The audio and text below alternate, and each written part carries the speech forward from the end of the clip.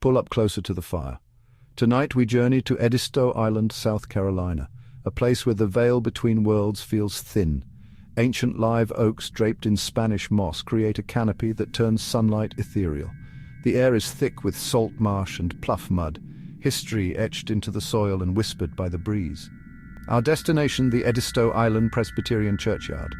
Picture its old iron gates at dusk, shadows stretching long across the lawn. The stark white church, built in 1831, stands as a silent sentinel. But the real stories lie beyond its walls, among weathered tombstones leaning at odd angles. Many names are now illegible, their stories reclaimed by nature. Spanish moss brushes your shoulders as you walk, a ghostly caress in the fading light. Every step feels like a trespass into a sleeping world. This is not just any cemetery, it's the heart of the island's lore, where history and legend blur. Locals warn not to linger after dark. They speak of a watchfulness from the ancient graves. The quiet is profound, broken only by crickets or a distant night bird. But listen closer.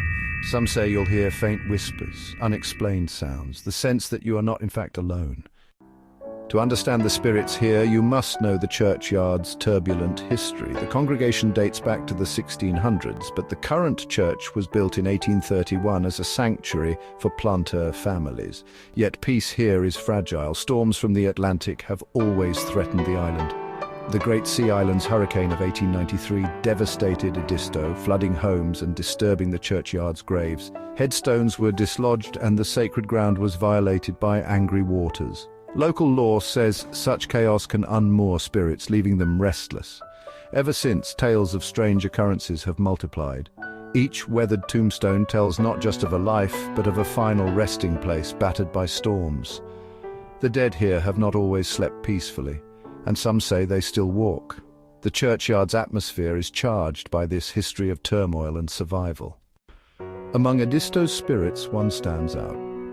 The lady in white, Julia Lagarde. Julia, daughter of a prominent family, fell gravely ill in 1852 and was pronounced dead.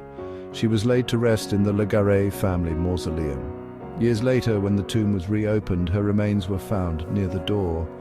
Fingers worn to the bone, she had been buried alive. Her desperate struggle left marks on the tomb and her tragic end became legend. Since then, visitors report seeing a young woman in white wandering the graves, especially near the Lagarde mausoleum. Some see her as a solid figure fading into mist. Others glimpse only a flash of white. Her presence is marked by deep sadness, chilling the air. The mausoleum's door, locals say, would never stay shut, always found mysteriously ajar. They believe Julia's spirit refuses to be trapped again. Her story is a cautionary tale, tapping into our deepest fears. The lady in white is now a permanent part of Edisto's haunted legacy. Her legend endures, a reminder of love and loss, and the thin line between life and death. She is the most famous ghost of the moss-draped churchyard. Julia is not alone. Many spirits are said to wander here. Visitors often feel sudden chills, classic signs of a spirit's presence. Faint voices and weeping are heard on the wind, sometimes dismissed as natural sounds, but often felt as personal messages. Strange orbs of blue or white light drift among the tombstones, sometimes captured on camera. Skeptics offer explanations, but witnesses are convinced they've seen something paranormal. The weight of these experiences creates an overwhelming atmosphere. The Edisto churchyard is a place where the dead do not rest quietly. With so much haunted lore, the churchyard draws ghost hunters from far and wide. Armed with recorders, EMF meters and thermal cameras, they seek evidence of the afterlife. Many claim to capture ghostly voices, shadowy figures, and sudden EMF spikes near the Lagarde mausoleum. Each piece of evidence adds to the mystery, fueling further investigations. Here, history and paranormal science intersect. Historians provide context. Ghost hunters seek proof that spirits linger. Together, they explore the enduring connection between place and memory. The churchyard becomes a stage for the question, what happens after we die? Why are we drawn to places like this? Because they connect us to the past and the unknown. Walking among these tombstones is walking through history, tracing family lines, feeling centuries of stories.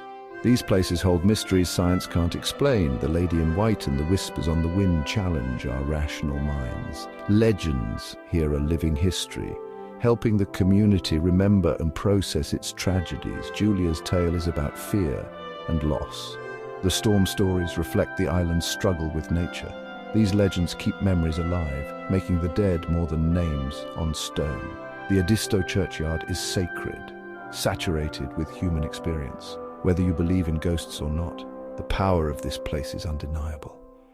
As long as mysteries remain, people will come, seeking connection with the ghosts of Edisto.